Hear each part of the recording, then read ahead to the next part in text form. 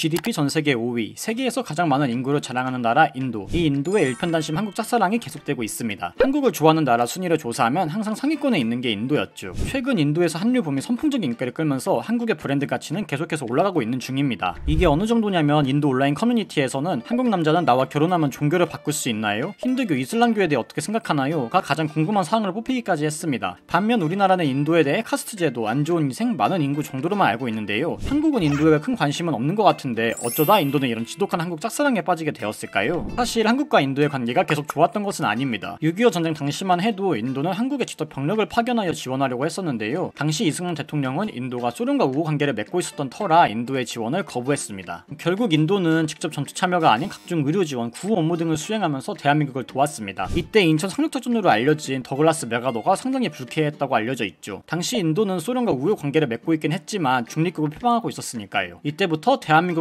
인도의 불협화음은 시작되고 있었습니다. 그리고 전쟁 이후 포로들의 중립국 심사를 두고 이승만 대통령은 인도군이 한국에 들어오면 다 쏴버리겠다고 말하며 적극적으로 심사를 막고자 했는데요. 이로 인해 한국과 인도의 사이는 최악으로 치닫습니다. 그래서 인도군은 정식적으로 입국도 하지 못하고 UN 보호하에 비무장지대에서 임무를 수행하였습니다. 다만 중립을 지켰어야 할 인도군은 은연중에 반공 포로들을 북한 행으로 강요했던 것을 보면 당시 대통령이 왜 인도의 입국을 거부했는지도 이해가 됩니다. 이후 이승만 대통령이 대만, 필리핀 등 아시아 친서방 국가들을 모아 아시아 반공협회를 만들며 대한민국을 그 중심으로 올려놓고자 하자 이전날의 양심 때문인지 인도가 반대를 합니다. 그리고 당시 인도 네루 총리는 미국 에치슨 국무장관에게 이승만 대통령을 위험한 인물이라고 호평하기도 했죠. 이때까지만 해도 한국과 인도의 관계는 좋아지지 않을 것처럼 보였습니다. 그런데 1973년 인도와 대한민국이 외교관계를 맺으면서 서서히 상황이 바뀌게 됩니다. 여담으로 인도와 대한민국의 독립기념일은 8월 15일로 날짜도 의미도 같은데요.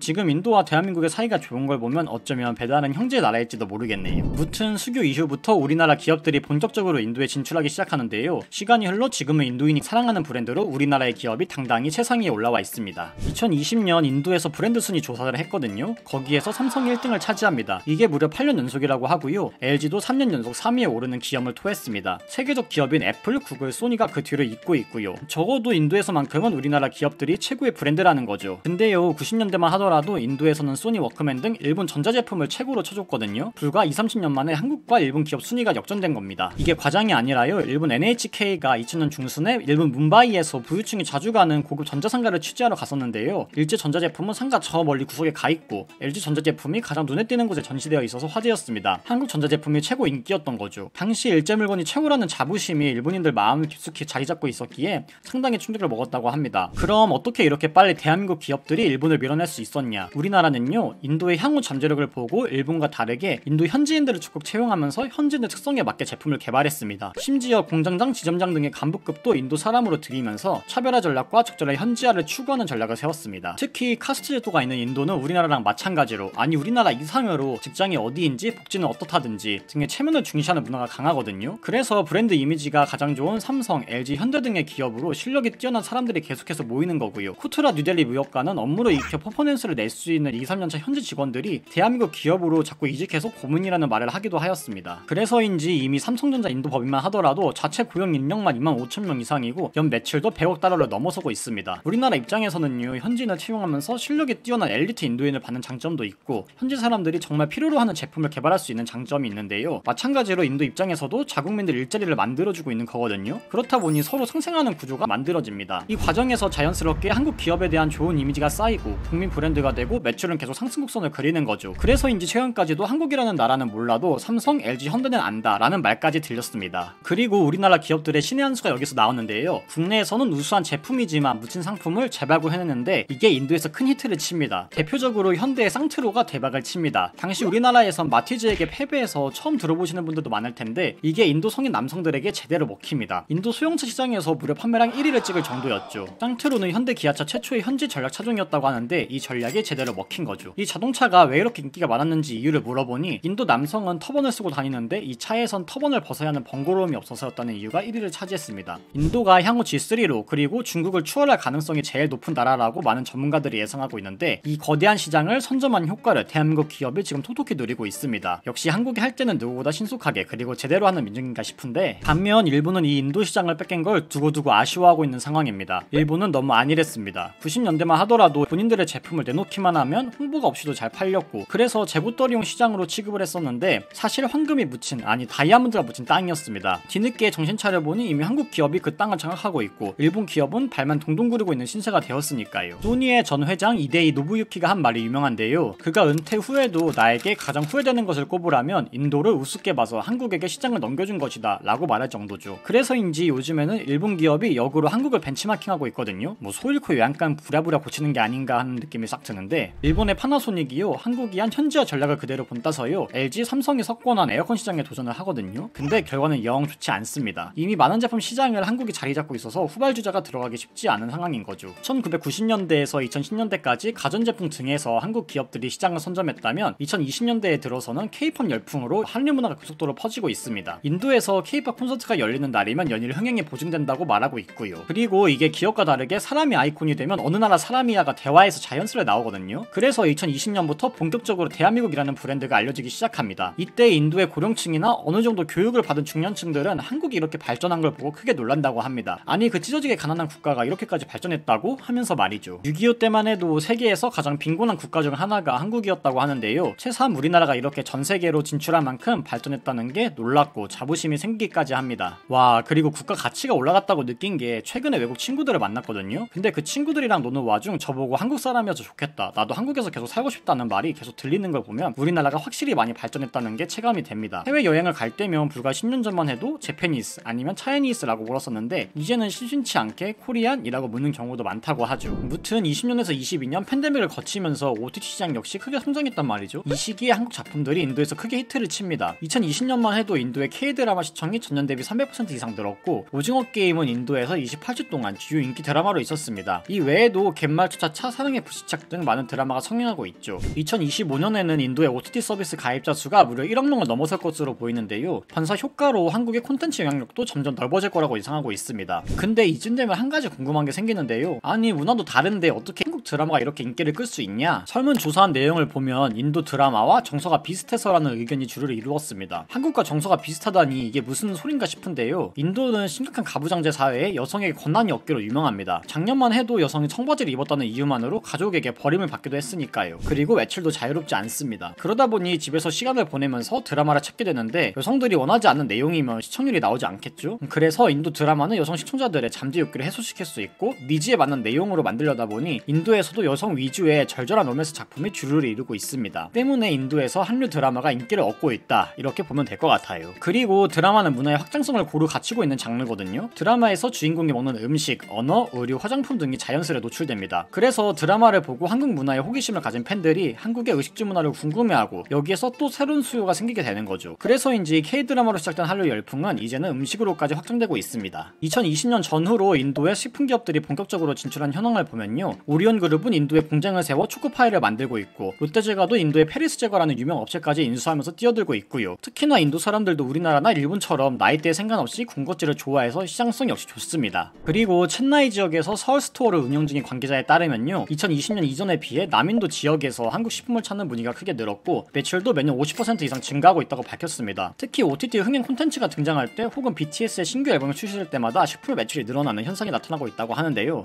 그나저나 이쯤 되면 BTS가 우리나라 최고 외교관이 아닌가 싶은데, 그리고 한국의 열풍도 지금 폭발적이어서요. 내루대학교에서는 한국어과 정원이 30명인데요. 22년에는 무려 10만 명이 몰리면서 3,300대 1이라는 괴랄한 경쟁률을 기록했습니다. 그리고 한국어 시험이 열리는 날이면 사람들이 시험이라도 볼 수 있게 해달라고 아우성인데요. 접수 시작 전부터 대기를 한다고 합니다. 실제로 80일의 한국어 능력 시험은 5분 만에 정원이 다 차서 마감되기도 했습니다. 인도의 컴퓨터 속도와 등록 절차를 생각해보면 거의 시작과 동시에 마감이 된 거죠. 그리고 20년에는 인도의 새로운 교육과정에서 제2외국어로 한국어를 채택하는데요. 이때 중국어는 인도의 제2외국어 과목에서 빠지게 됩니다. 이게 어찌된 일이냐면요. 인도는요 대표적인 반중국가거든요. 특히 2020년부터는 대중국 불매운동이 본격적으로 일어납니다. 발화선이 된 사건이 20년 6월 15일 국경에서 인도군과 중국군 사이에 싸움이 일어나서 인도군 20명이 목숨을 잃게 되는 사건이 있었거든요. 여기서 중국군이 흉기까지 동원했다는 사실이 밝혀지면서 상황은 더욱 악화되기 시작했죠. 이후 인도 전역에서는 중국 국기인 오성홍기와 시진핑 사진을 불태우고 중국 제품을 부수는 등 상황을 극단으로 치닫습니다. 특히 인도 입장에선 자국민이 20명이나 사망한 사건이다 보니 정부도 직접적으로 중국 불매를 지원하고 있습니다. 4G, 5G 등 중국 통신사의 인도 진출을 막겠다고 선언했으며 일부 호텔들은 중국인들을 금지한다고도 했죠. 또한 인도 정부는 틱톡, 위챗 등 중국 어플의 59개 사용을 금지하는 조치를 취했는데요. 이로 인해 중국은 7조 이상의 매체 손실을 볼 것으로 예상되고 있습니다. 이 시기에 교육과정에서도 중국어를 제2외국어 권장 과목 명단에서 제외하고 대신 한국어가 신규 편입됩니다. 이후에도 인도 정부에서 화웨이 보이콧을 선언하는 등 양국의 관계가 극단으로 치닫고 있고 23년 6월에는 양국이 서로 상대국 기자들을 추방하면서 갈등은 계속 커지고 있습니다. 중국은 인도의 불매운동에 당황한 모양입니다. 전세계 1위 인구 대국에서 화웨이, 샤오미 등 중국제 상품이 팔리지 않으면 경제적 타격이 분명히 있기 때문이죠. 거기다가 근래 미중 갈등과 중국 내부 문제로 인해 가뜩이나 휘청이고 있었단 말이죠. 이전 영상에서 다루었듯이 중국이 선진국이 되지 못하고 중진국 한정에 빠지는 모양이고요. 그래서 사태의 심각성을 느꼈는지 본인들이 피해자라고 하면서 인도는 중국을 차별하지 말아야 한다고 하는데, 기존에 중국이 한국을 상대로 한 한한령 보복 등 여러 내로남불 사례로 인해 주변국들로부터 지지를 얻지 못하고 있습니다. 그러게 평소에 좀 잘하지. 반면 인도 내 중국 불매 운동으로 한국 제품들이 반사 이익을 보고 있고요. 그리고 우리나라에서도 인도와 더 크게 손을 잡아야 한다는 이야기가 점점 들려오고 있는데, 중국이 최근 내부 정치적 혼란을 외부로 돌리기 위해 중국 언론과 정계에서 전 세계를 상대로 압박 강도를 강하게 올리고 있습니다. 중국의 야욕을 막기 위해서라도 인도와 더욱 친하게 지내야 하는 게 아니냐라는 의견이 점점 힘을 얻고 있습니다. 한국과 인도의 이해관계 역시 상충되는 부분이 없는 것도 강점이고요. 그래서 향후에도 양국이 서로 발전적인 관계로 나아가면서 든든한 파트너로, 그리고 서로에게 도움이 되는 관계로 진화하길 바라봅니다. 오늘의 이야기는 여기까지였고요. 지식 채널 AI 스토리, 다음엔 더 좋은 이야기로 돌아오도록 하겠습니다.